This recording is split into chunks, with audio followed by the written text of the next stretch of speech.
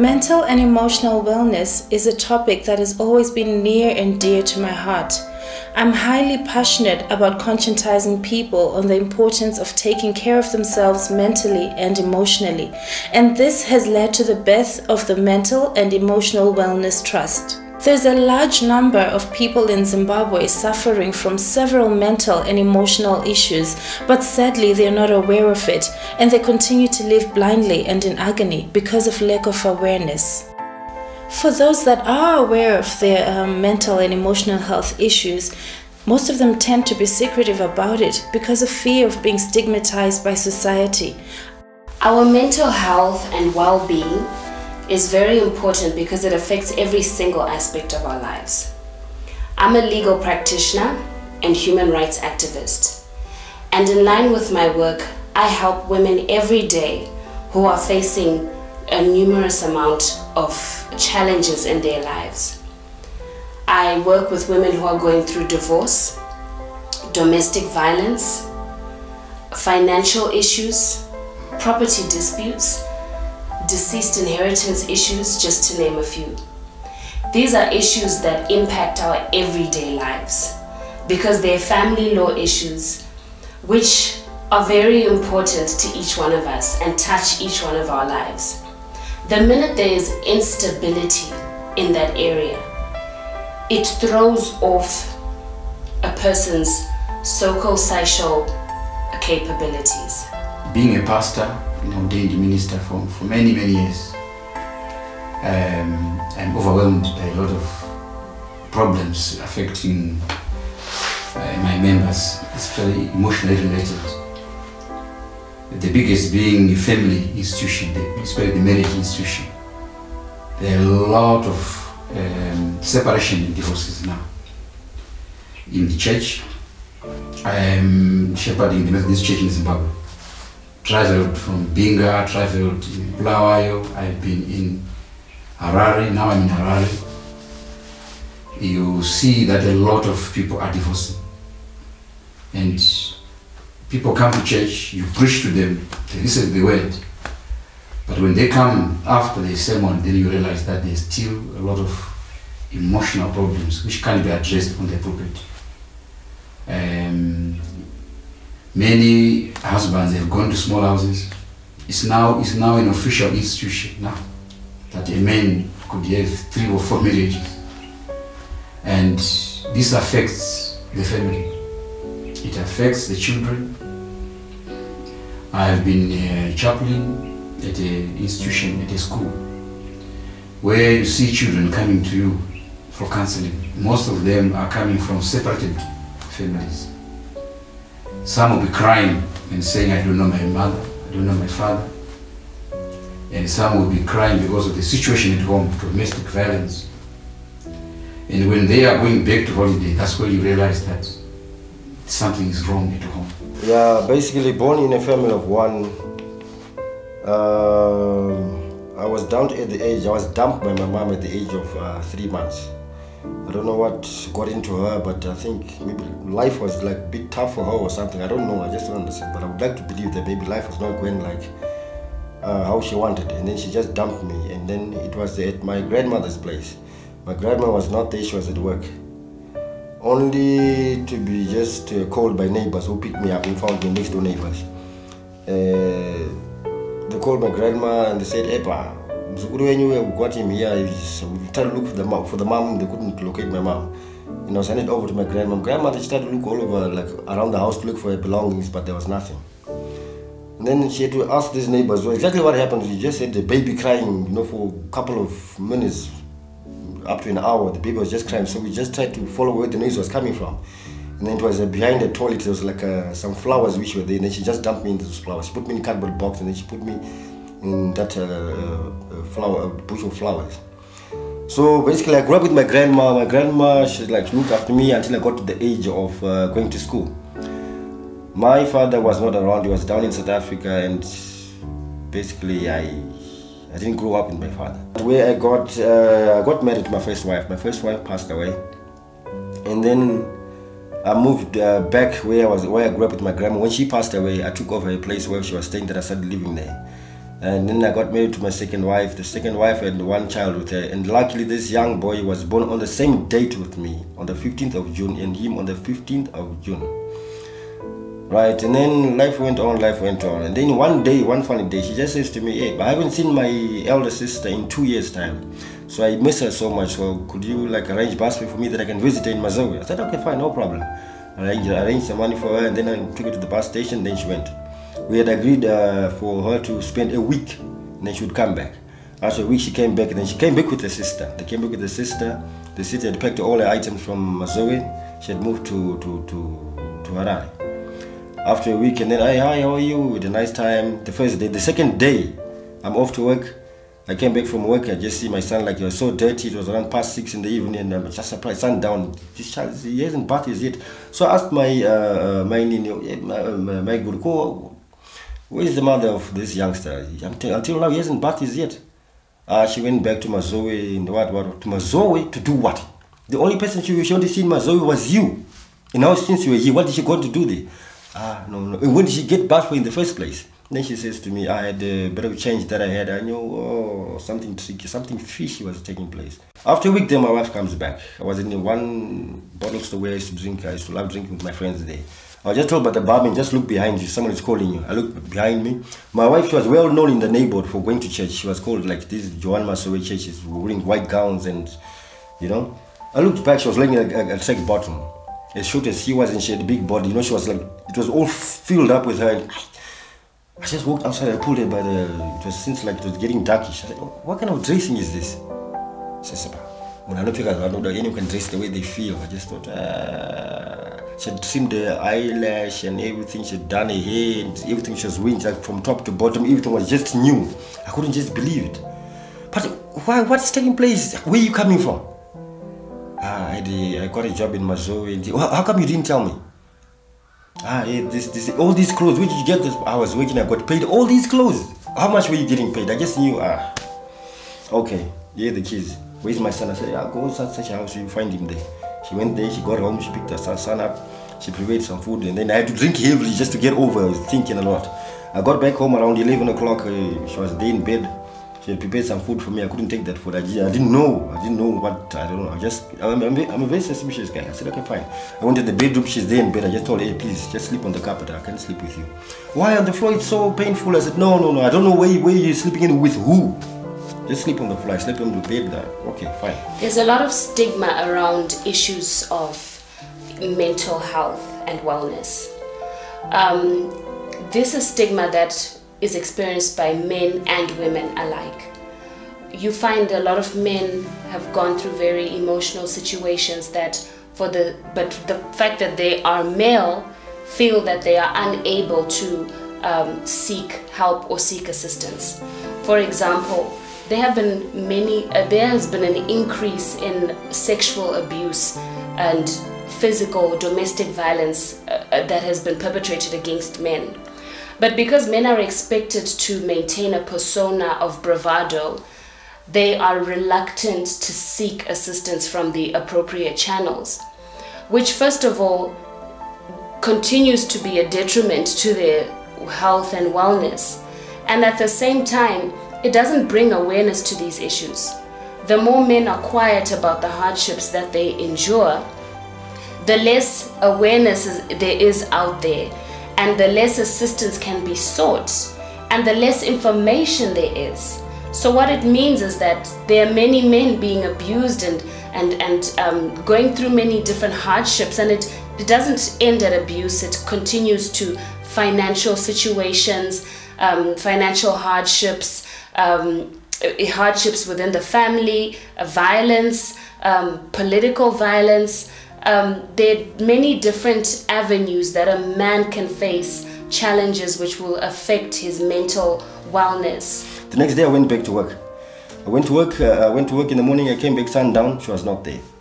She came back a little bit late. And then the next day I wake up. I went to work. I come back home. I saw my door, like the front door was half open. I just I peeped in the house. I couldn't see anything. Opened the door wide. Nothing. The whole house was empty. I couldn't believe my eyes. The whole house was empty. The whole house. When I mean the whole house, everything, every single thing in the house. In the bedroom, there's only like the mattress, only one sheet. Only. The rest was just taken. The TV, the soap, everything. The whole house was empty. Jeez. I just said, what's taking place with this woman? I just knew something fishy. This elder sister of hers had influenced her into, I don't know, okay, fine, no problem. The next day I woke up, I went to work, and then after work, then I went to my mom's place. Mom, Epa, explained everything to her. She just disappeared. I don't know where she's gone with my son. My son was only 2 at that time. Okay, fine. She gave me my old bed I used to use when I was in primary school, my single bed, and a few items, plates, pots, and this, and I started a new life. Life goes on. I pushed on. After about a month, she pops up. Hi, how are you? So. What do you want? She says, I came to see you. Where's my son? Is my son okay? Yeah, I sent him to my finger at my mother's place. Jesus. But what's taking place? Wow, I couldn't, just really ask her, Okay, fine. So what do you want? What are you here for? I just came to see you. Now you saw me. Okay, please go. I didn't want to talk to her. I knew I would get so emotional in the end. I was just going to give her a belting or something. Why is it important to talk about emotional wellness? Emotional wellness is important because the effects of emotional wellness and emotional imbalance are so serious. That's why you are seeing, in most instances, we are facing problems around young people abusing drugs. You're seeing older people abusing alcohol and also drugs. You're seeing a lot of domestic violence and domestic disturbances that are happening. You're seeing a lot of anger that people have, a lot of things that are getting out of hand in terms of us as a people. I would advise people to continuously talk and discover and share what it is that they're going through. It's important to have an avenues, an outlet for you to be able to continuously assess your psychological state of mind. I know that's a lot easier said than done. So people in many ways suffer in silence. They suffer alone without asking or seeking help from others. So you will find that one of the highest causes of death in Zimbabwe is hypertension. And it's coming from all these issues around stress, around high blood pressure, around people failing to cope with emotional problems that they are facing in their everyday lives. Yet we do not have much in terms of helping infrastructures, helping people when they are faced with these issues. As a nation, we have ignored mental health. At the moment, we have a few mental institutions that are open to the public, and most of these are facing serious challenges in terms of funding, in terms of financing, in terms of having professionals that are working around these issues of emotional wellness. And then from there, I sat down to myself. I just started thinking, dude, but is it bad luck? What exactly is taking place to myself? What's taking place in my life? What is it? At that time, the only friends that I had, since mostly I was at work, the only friends that I had is like, they couldn't solve anything or give me advice. It's like, they're all drunkards, and just let's drink. I forget about it. There's a lot of women around, and that was not like, what I mean. Okay, fine. Job is over. What can I do now? I'm down. I was only just like surviving with the tenant's money that I used to like, and a little bit of money in the bank as well. One fine day, I just thought to myself, no. The way I'm drinking is it's not the way. That's not the way to solve my problems. I thought of which I thought it would be a good plan at that time. My relatives, I tried to explain to them as well, but people who have got their own lives, no one wants to listen to like your rubbish. You say it's just like bullshit. You just talking about, it happens. Just forget about it. Okay, fine. It happens.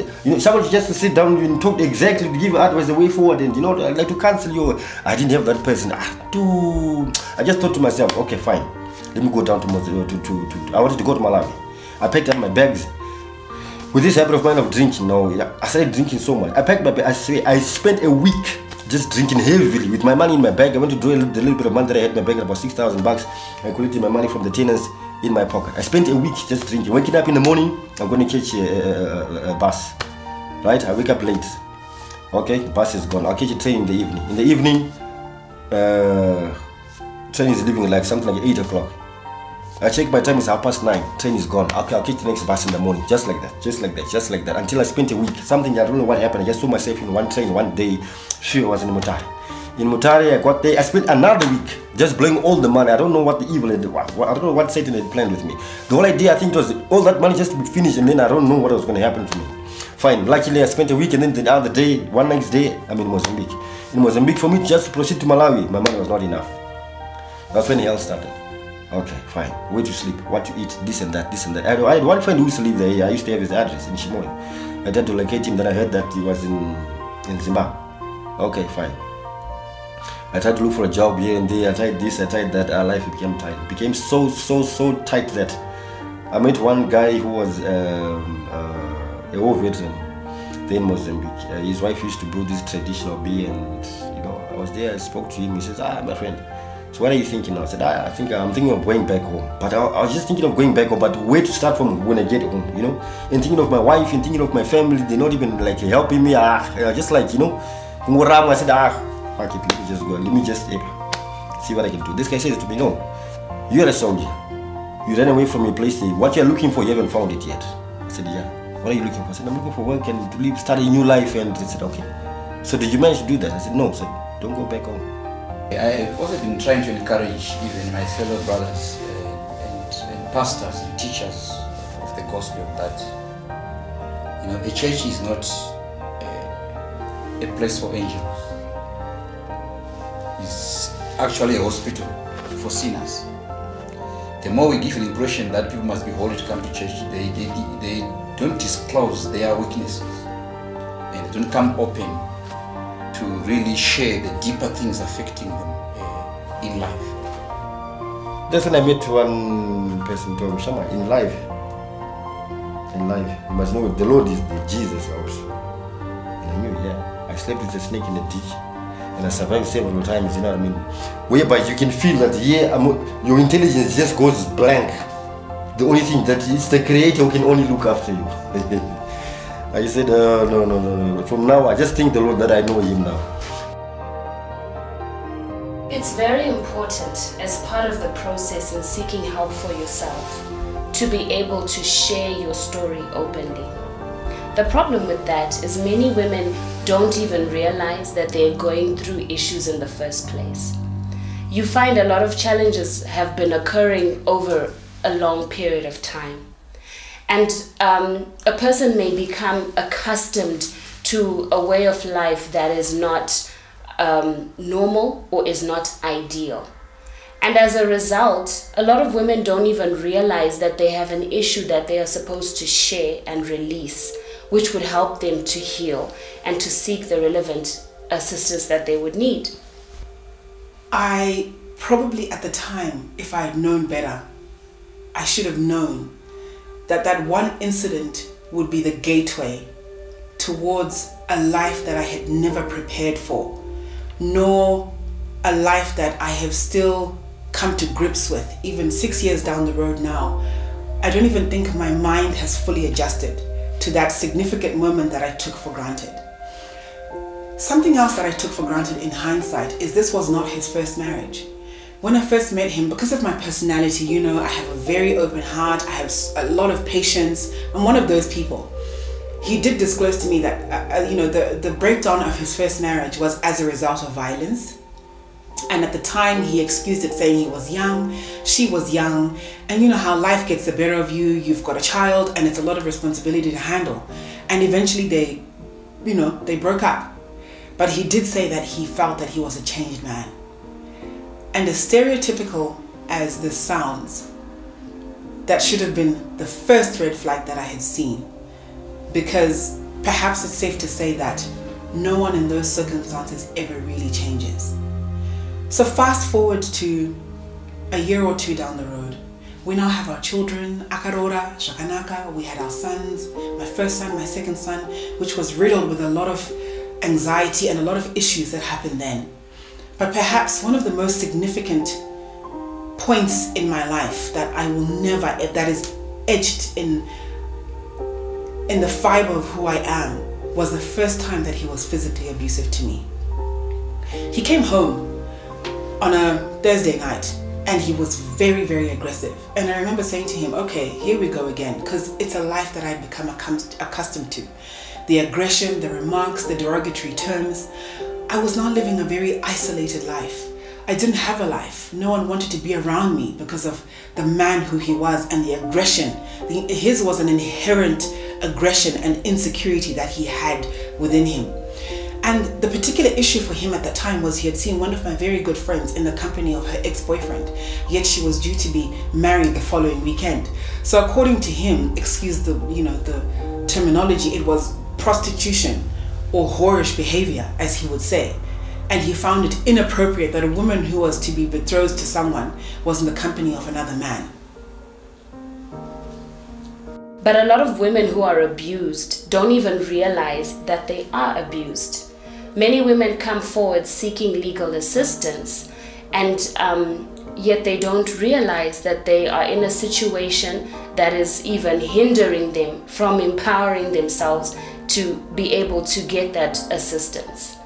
You find that as soon as a person begins to speak freely about the issue that they're dealing with, it is the first time that they come to realize that there is something that needs resolve in their situation. He literally grabbed me by the neck and he pinned me onto the bed, and he put his knees around my neck and he started choking me. I remember lying there and for a good maybe 30 seconds in absolute disbelief and thinking, is this really happening to me? My husband is choking me. The one person who is supposed to protect and honor and love me no matter what is actually choking me. Once I snapped out of it and realized, okay, you're actually being choked and you've got a possibility of being injured or even fatally, I tried as best as I could to fight back. But at the end of the day, a man's strength and a woman's strength, you can never really match the two. I remember him then pulling me up from the bed with my hair, and eventually he took out a little bit of my hair and he pushed me against the wall where he continued to choke me. And I remember at that time I managed to find the strength within me to start screaming and shouting, and the house we lived in was so big, but at least my sister and the maid heard me, and they literally broke the door down to come in. And before you knew it, they had broken us up. And I remember just screaming and saying, get the kids, let's go. And it was just 1 minute of absolute mayhem. And before I got to the front door, I collapsed. I have no recollection of what happened. There needs to be a mechanism within our society to deal with these issues. Currently, we do have structures in place. You can report a matter of abuse to a police station. You may also seek a protection order from the magistrate's court, which will provide you with protection from domestic violence for 5 years if it is granted. It is important for us to also seek that psychosocial support. There are various organizations that provide that, as well as safe houses as well, that can take care of women and children mainly who are in need of protection from a domestic violence situation or any form of abuse that is detrimental to their life. The question will be asked, why didn't you report it? You know better, you're educated. And I know that people will say, why didn't you leave? But there are so many reasons why I didn't report it and why I didn't leave. You know, when you're in a marriage, especially in an African context, you are in a marriage. From your toes up to here, to your waist, you are knee deep in your marriage, the commitment. And I remember thinking to myself, we've got children, I'm now 29, I'm now 30 years old, what will people say? What will the judgment be? And I was so, funnily enough, I was so protective over him. Not only because he was a public figure, but a big part of me felt sorry for him.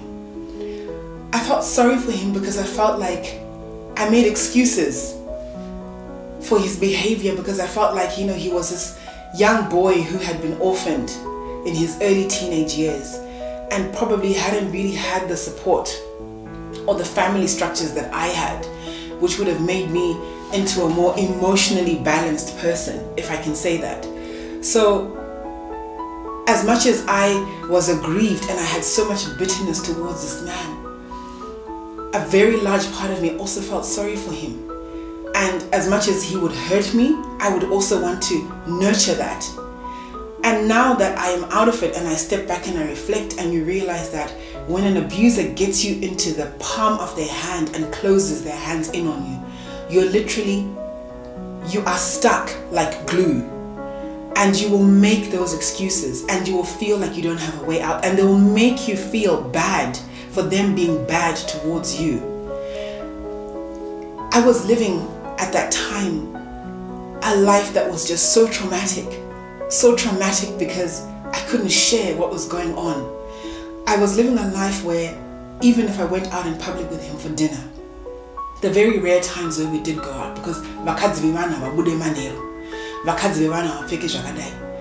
I remember there'd be incidences where I'd see either my cousins who were male, who perhaps he didn't know well, or even people I went to school with, because I went to co-ed schools all my life. And I would be sitting there sending silent prayers telepathically and saying, please don't come and say hi to me. And I remember one particular friend of mine saying, but Chris, I've known you for 20 years. He reached out to me, he's like, what's going on, bro? Like, you didn't even say hi, like, are you okay? And I remember lying and saying, no, sorry, I was, out of it. I didn't even really realize it was you. But he had seen that something was wrong. I was living a life where those people who were closest to me did not want to be around me because he was so volatile. The volatility that he had, I'd be walking in a supermarket and a man would look at me and he'd be like, that man looked at you, Muno Ziana. I'd be like, but I don't know him. I teach a class, gender management, where my students in many ways talk about issues that they are going through, especially the female students. And this issue of emotional wellness comes very well, or comes in when they discuss about how they handle the work that they do, the family, and now school. So they are expected to perform 3 roles at the same time. And at times it gets too much, and at times they are failing to cope with some of the demands of these roles. As a housewife, you are required to do certain things. At work, you are required to do other things. And you are now in school, you are required to do certain things. So the juggling of all these roles, the juggling of all these issues poses serious emotional wellness issues for these women. Likewise with women who find themselves in difficult situations, in difficult marriages, difficult relationships. There's a lot of stigma around how women are expected to be strong. Things like gomera uripo, imbaine mazino, chakafukidza dzimba matenga, different sayings that are constantly drummed into women's heads that make them feel that they are not being strong, ideal wives and girlfriends if they don't endure these difficult situations. I was living a life where I would have to literally check in with my phone, It's not an exaggeration, but to the point where you're like, I've woken up, I've brushed my teeth, I've had breakfast, I've gone to work. I am eating this for lunch, I'm eating this for dinner, I am with so-and-so, taking photos, taking videos, trying to do everything to justify where I was, who I was with, and what I was doing. Because if I didn't do that, I would face the wrath of his anger when we would eventually be together.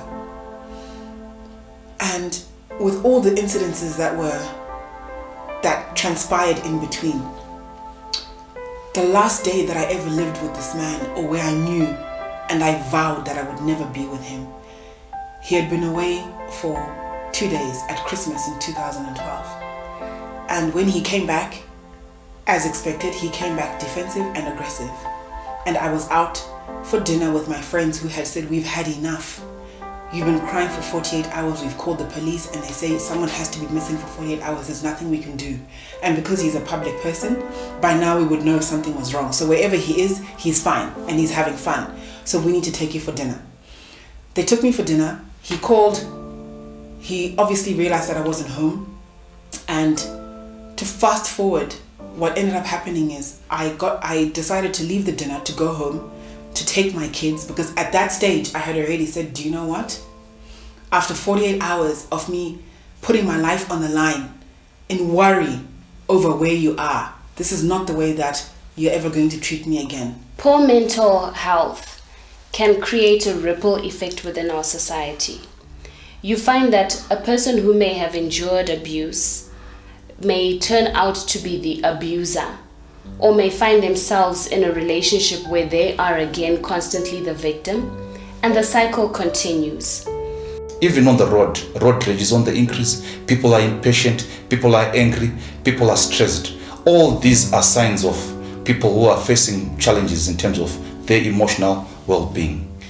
We ended up in a high-speed car chase near our house at 170 kilometers an hour, and I had the children in the car. And we got to a point during our high-speed car chase where my car got stuck in a ditch. And I remember him coming out of his car and he smashed the window. And my friend was sitting in the front seat. And initially I thought that he had shot through the window because he had a gun. And when I looked to my left and I saw that she was still breathing, but she was screaming and she had glass all over her and there was blood. Divine intervention is literally what got us out of that ditch. And I remember driving through maize fields, driving through unknown roads, somewhere in Greendale, until eventually I came out and we were literally driving blind in grass and in maize, coming out somewhere where it took me 1 minute to realize that I was then on Harare Drive. And we were so lucky because I actually almost overshot the whole of Harare Drive in a bid to try and get away. And I remember on that day when I got to the police station and the officer in charge said, "What's happened?" And I said to him, "What's happened is today is the last day that I'll ever live with my husband again. My marriage is over." Because I knew in my heart that where we had now, the culmination of years of abuse and everything that had transpired between us had come to an ending that was so significant because it involved the children. I had had enough. It was one of the hardest decisions that I ever made for my life. But we are saying that we need as a nation to start speaking about emotional wellness, to start supporting people in times and in places where they are facing challenges to cope with the stresses that life places on them. More and more we are becoming an urban population, and as we urbanize, the safety nets that were there in the rural areas where relatives were there, where they would offer a safety net for us, is no longer there. It's becoming more and more lonely for people as we become more urbanized. So those traditional coping mechanisms and systems are no longer there to help us cope in terms of our problems. During my work as a legal practitioner, I have encountered many women who struggle with domestic violence and gender-based violence.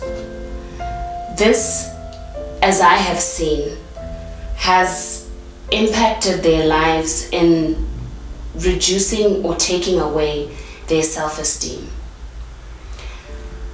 I have also observed that it becomes very difficult for a person to assert themselves when they have no self-esteem.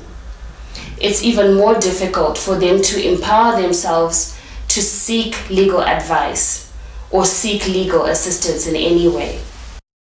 It is so heartbreaking for a woman to walk into a police station and say, literally with blood perhaps on your nose, or holding bits of your hair in the palm of your hand, and the policemen have the audacity to say to you, "Asma.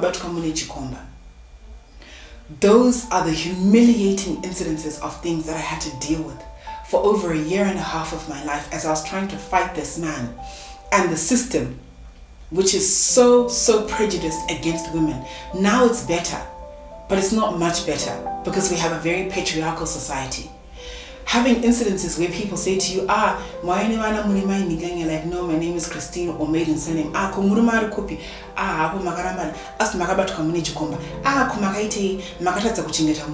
People have no idea how they feel the pain that someone is already living with.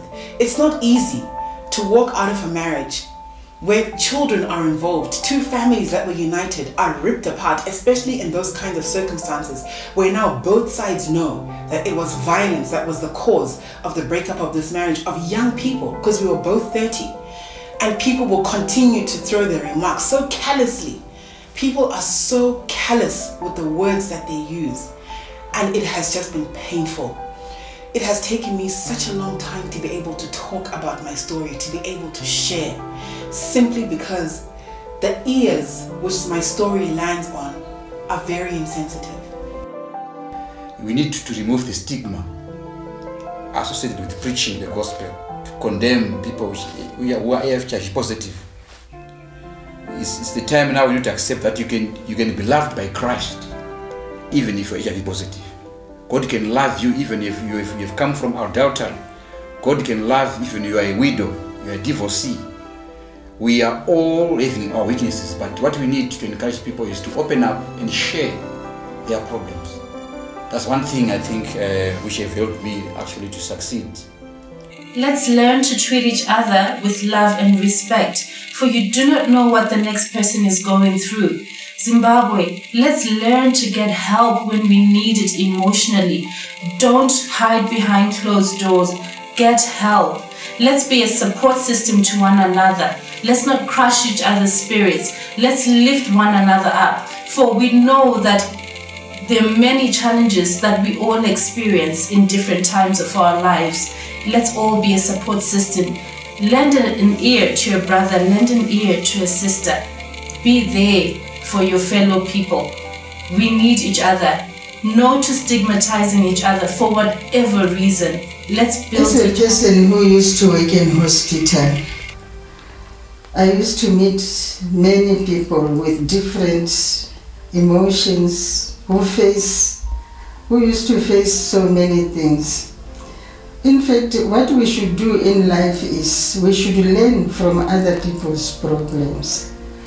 See how they conquer them, and then we can conquer ours. Because we are living in this world, not as, especially here in Zimbabwe, not as individuals. We live among other people, and we can see what other people go through. And once you come to that situation, you can also see and notice people who can conquer some of the things, and we should learn from that. Let us be bold enough to control our lives. Yes, it hurts, but that's not the end of life. You can always do something to keep yourself going positively. So I wish we should all get this positive thinking, positive acting, positive speaking, positive in everything. Even though there are negative things, we should conquer them by thinking positive and doing positive things. Some of them hurt, but we can't end up there. We should find something. Find something. If you are not happy, find something to make you happy. You can always get it. If you are stranded somehow in life, find something to get you going, because there's always a way out of everything. So I would encourage some fellow people out there, the stronger in mind you are, yes, the stronger in thinking you are, then the better life you can live. You can't live in this world, especially here in Zimbabwe, getting everything easy, doing things easy. There's always challenges that will come, but be prepared for such kind of occasions and conquer. You should conquer. You should prepare yourself to conquer situations and be bold to those things that challenges your life. So I think we can always get help somewhere. There are people there, counselors there who can help us. Never keep things to yourself, because most times you can't help yourself. You get help from other people.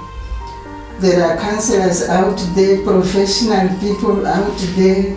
Always communicate. Communication is a very good thing with good people, because they can help you and tell you how to go through in your life. You can go to professional medical people, doctors, counselors, ministers of religion can help you. There are people there. Don't just sit there and suffer to yourself, bottling up things. Stress, don't let stress overpower you. You should overpower stress. Sometimes some of the stresses that we come across, we create them ourselves by keeping things to ourselves.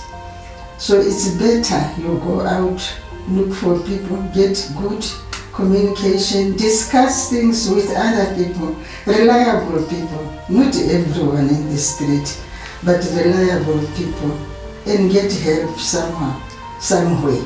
There is help out there waiting for you.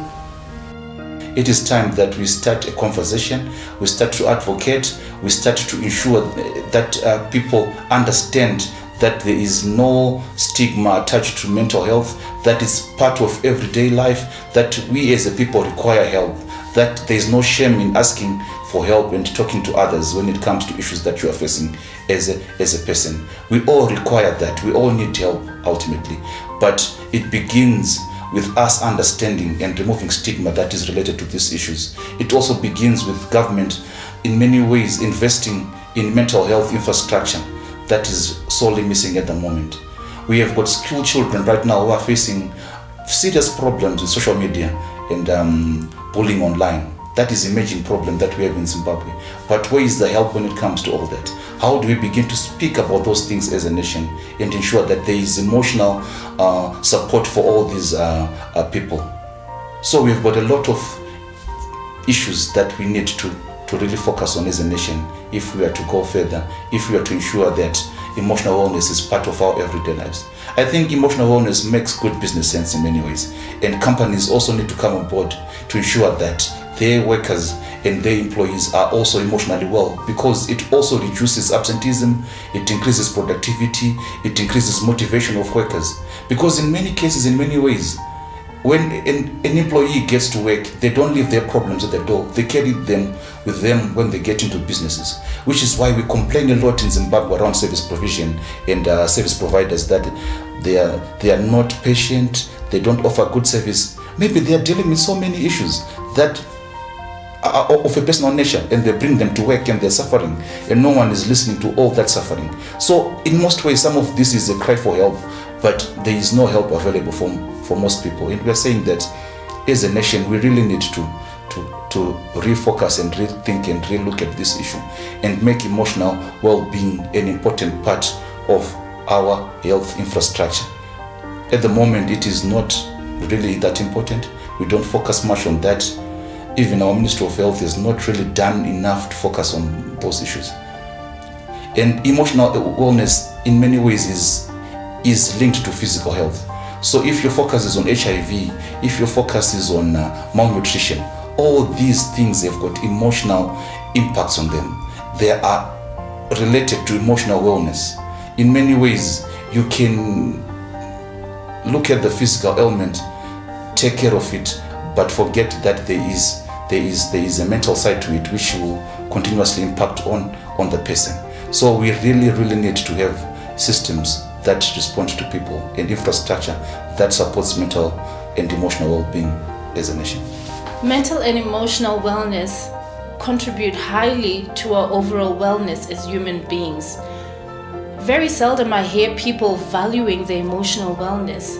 They brush it aside and mainly focus on their physical wellness. But little do we know that physical wellness is mainly affected by our emotional and mental state. My fellow people, please value your emotional wellness. Take care of yourself emotionally and mentally. Every single day there is a challenge that we're faced with, be it minor or major. Knowing how to deal with it is of essential importance. As long as we are alive, as long as we are human beings, we shall continue to face challenges that we have no control over. But learning how to manage them is the key to all of this. There are people that are experiencing different challenges every single day of their lives, be it being retrenched from your job, financial issues, relationship issues, stigma that comes with certain illnesses. There's just so many issues. There's weight issues. People are experiencing a lot of challenges. There's social pressures, pressure to keep up, pressure to look good, to impress everyone. And all of this needs to be addressed. So Zimbabwe, can you please start learning to look after yourselves? But the problem is when you spiritualize everything, we think when someone kneels down and we proclaim the name of Jesus Christ, then it solves everything. No. We still develop the mind, develop the spiritual side of life, and develop the understanding about how to grow as a person.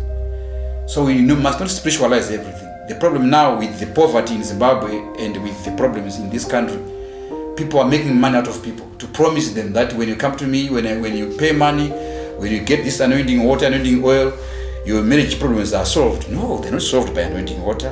They're not solved by laying of hands. They are solved by opening up, having dialogue, having people who are experienced, who are trained in counseling. You see so many people coming and opening up and not hiding in the prophets or hiding in anointing water and hiding all those sort of things. We need to help people and accept reality. So I advise people to seek assistance. You can still correct a problem. There's no permanent situations like you're a drunkard, you die like that. You're a prostitute, you die like that. You can still change by being assisted. Yes, pastors, we can help, but we also need people to go. I would suggest if there are counseling clinics where people just go for professionals who can listen. Sometimes counseling is not only advising, but listening to a problem. And then you refer to someone who can help them. If it's about healthy, you refer to an expert. It's about emotion, you refer that person to help. It's about spiritual, you refer to the experts in that field. So I think if we can set up clinics and places which are clearly labeled, that you won't be embarrassed, you won't be published as a sinner, as a bad person. They are confidential places. People will come in their thousands. People in the church, they are suffering. People in the world, they are suffering. Pastors need counseling. We need a place where we can open up without being published or being seen as someone who is weak. I think that way we can help a lot of people. Thank you very much. Zimbabwe, let's change our attitude towards mental and emotional wellness. Every single day comes with its challenges, and it's up to us to be able to manage and deal with these challenges. So let's start with me and you today to make sure that we help to build a positive and well-rounded nation through our attitude and through how we look after ourselves mentally and emotionally. Let's start now. Let's start today. Thank you.